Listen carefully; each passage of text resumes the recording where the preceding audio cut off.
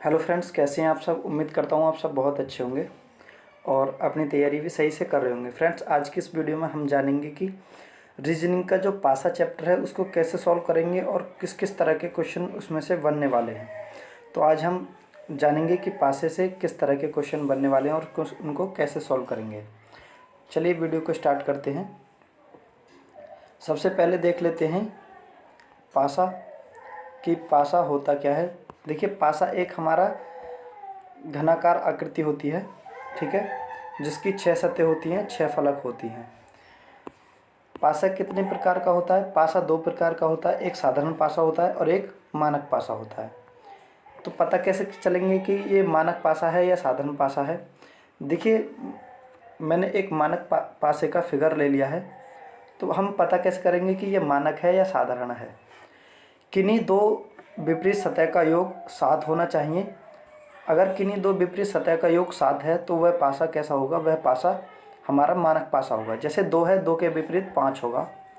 3 है, 3 के विपरीत 4 होगा। 1 है, 1 के विपरीत 6 होगा। और 1 और 6 मिला के 7 बैठेंगे। 4 और 3 मिलाकर भी 7 बैठेंगे। 5 और 2 मिलाकर भी 7 बैठेंगे। तो इसमें ये मानक पासे का फिगर था। और मानक पासे मैंने बता दिया, दो विपरीत सतह का योग कितना होता है? 7 होता है, ठीक है। अब बात करते हैं साधारण पासे की। देखिए, ये फिगर साधारण पासे का है। साधारण पासा कौन सा होगा? साधारण पासे की बात करेंगे। साधारण पासा कौन सा होगा? किन्हीं दो निकटवर्ती सतह का योग 7 होना चाहिए। किन्हीं दो निकटवर्ती सतह का योग कितना होना चाहिए? 7 होना चाहिए। और मानक पासे में क्या था? मानक पासे में ये था, किन्हीं दो विपरीत सतह का योग 7 होना चाहिए। उसमें विपरीत सतह का योग 7 होना चाहिए, इसमें किन्हीं दो निकटवर्ती सतह का योग 7 होना चाहिए। तो ये हमारा हो गया साधारण पासा। ये कैसा पासा हो गया? हमारा साधारण पासा हो गया, ठीक है। ये साधारण पासा हो गया। चलिए अब बात करते हैं कि एग्जाम में क्वेश्चन किस तरह के पूछे जाते हैं। देखिए, यह क्वेश्चन है और पासे का इस तरह के क्वेश्चन ही पूछे जाते हैं जो एग्जाम में पूछे जाने हैं। इसमें पूछा है, नीचे एक घन की 2 अवस्थाएं दर्शाई गई हैं। 5 युक्त फलक के विपरीत क्या आएगा? 5 के विपरीत पूछा है, क्या आएगा? देखिए, हम में से क्या करेंगे, इसको कैसे सॉल्व करेंगे? इस पर कोई भी एक ऐसा नंबर ढूंढ लेंगे जो हमको दोनों पर दिखाई दे रहा है, ठीक है। जैसे यहाँ पर भी 9 है, यहाँ पर भी 9 है, ठीक है। तो इस नंबर से इसको या तो हम क्लॉकवाइज घुमा देंगे या हम एंटी क्लॉकवाइज घुमा देंगे। जब हमने एक को क्लॉकवाइज घुमाया तो हम दूसरे को भी क्लॉकवाइज घुमाएंगे, ठीक है। तो जैसे 9 है, 9 के बाद यहाँ पे आएगा 3, पहले को घुमाएंगे तो 3 के बाद आएगा 6। अब दूसरे घुमाएंगे, 9 है, 9 के बाद आएगा 4, 4 के बाद आएगा 5, ठीक है। तो इसने पूछा है हमारे 5 के विपरीत क्या होगा। देखो, 5 के विपरीत होगा हमारा 6। 5 के ऊपर कौन सा? 6। 5 के विपरीत 6 होगा, 6 के विपरीत 5 होगा। तो 5 के विपरीत पूछा तो 5 के विपरीत कौन सा होगा? Option number A. हमारा 5 के विपरीत कौन सा हो जाएगा? 6 हो जाएगा, ठीक है। चलिए नेक्स्ट क्वेश्चन देख लेते हैं। नेक्स्ट क्वेश्चन ये है, इसमें पूछा है हमारा बी के विपरीत क्या होगा, ठीक है। तो कोई भी एक ऐसी फलक पकड़ लेंगे जो हमको दोनों तरफ कॉमन लग रही है। देखिए, ए इस पर भी दिख रहा है, ए इस पर भी दिख रहा है। ए से इस तरह क्लॉकवाइज घुमा देंगे और इसको भी हम क्लॉकवाइज घुमा देंगे, ठीक है। पहले ए आया था, ठीक है, पहले ए था और ए के बाद क्या है? पहले को घुमाएंगे। पहले ए था, ए पहले क्या था? देखिए, मैं लिखता हूँ। पहले ए था और ए के बाद आया हमारा एफ।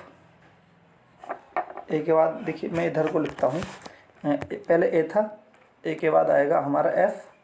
देखिए, ए से घुमाएंगे, ए था, ए के बाद एफ, ठीक है। एफ के बाद क्या आएगा? हमारा ई आएगा, ठीक है।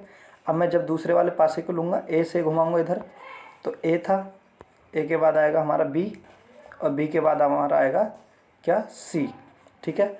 और इसने पूछा है हमारा कि बी के विपरीत क्या होगा। तो देखिए, बी के विपरीत पूछा है, तो बी के विपरीत, बी के ऊपर क्या है? एफ है, तो बी के विपरीत हो जाएगा हमारा एफ। ऑप्शन नंबर सी हमारा राइट आंसर हो जाएगा, ठीक है। इसको इस तरह से सॉल्व करेंगे। एक और क्वेश्चन देख लेते हैं। क्वेश्चन ये है, नीचे एक घन की 2 अवस्थाएं दर्शाई गई हैं और एक युक्त फलक के विपरीत क्या आएगा। देखिए, मैंने आपको बताया था कि कॉमन हो, किसी भी कॉमन को पकड़ेंगे, चाहे तो उसको एंटी क्लॉकवाइज चाहे उसको क्लॉकवाइज घुमा देंगे। तो मैंने इसको एंटी क्लॉकवाइज घुमा दिया, तो हम इसको भी एंटी क्लॉकवाइज घुमा देंगे। तो देखिए पहले 3 था, 3 के विपरीत 3 के बाद 1 था, 1 के विपरीत आएगा 2, ठीक है। फिर 3 है, 3 के विपरीत 5 है, दूसरे वाले पासे को घुमा रहा हूँ मैं, 5 के बाद 4 है, ठीक है। तो इसने पूछा हमारे 1 के विपरीत, 1 के विपरीत आएगा हमारा 5, ठीक है। 1 के विपरीत कौन सा है, 1 के विपरीत दिया है 5, तो 1 का विपरीत 5 हमारा राइट आंसर हो जाएगा, ठीक है। एक अगला क्वेश्चन ले लेता हूँ। देखिए अब तक तो 2 स्थितियाँ थीं, अब के इस पासे में 3 स्थितियाँ हैं। तो देखिए इसको कैसे सॉल्व करेंगे। अल्फ़ा के विपरीत पूछा है, अल्फ़ा के विपरीत सतह क्या है। तो देखिए अल्फ़ा के विपरीत हमको निकालना है, तो किन्हीं भी 2 स्थितियों को हम पकड़ लेंगे और उनमें से एक कॉमन टर्म देखेंगे। जैसे इसमें बीटा दिख रहा है हमको, ठीक है, बीटा दिख रहा है, तो बीटा से हम इसको एंटी क्लॉकवाइज घुमाएंगे, इसको भी हम एंटी क्लॉकवाइज घुमाएंगे। तो पहले क्या था हमारा बीटा, बीटा के बाद आया हमारा अल्फ़ा, ठीक है, और अल्फ़ा के बाद आया हमारा गामा, ठीक है। पहले क्या आया हमारा बीटा, बीटा के बाद अल्फ़ा, अल्फ़ा के बाद आया हमारा गामा, ठीक है। दूसरे वाले फलक पे देखेंगे, पहले बीटा, बीटा के बाद आ गया हमारा डेल्टा, और डेल्टा के बाद आएगा क्या हमारा थीटा, ठीक है। अब जिसका पूछा उसका विपरीत बता देंगे। देखिए बीटा का विपरीत, ये अल्फ़ा का विपरीत हो जाएगा हमारा डेल्टा, और गामा का विपरीत हो जाएगा हमारा थीटा, ठीक है। तो अल्फ़ा का विपरीत पूछा था, तो अल्फ़ा का विपरीत हो जाएगा हमारा डेल्टा। ऑप्शन नंबर बी में डेल्टा है, ठीक है। ये हमारा राइट आंसर हो जाएगा। आप इस तरह से किसी भी पासे को सॉल्व कर सकते हैं, ठीक है। अगर आपको वीडियो पसंद आया हो तो थैंक यू उसके लिए।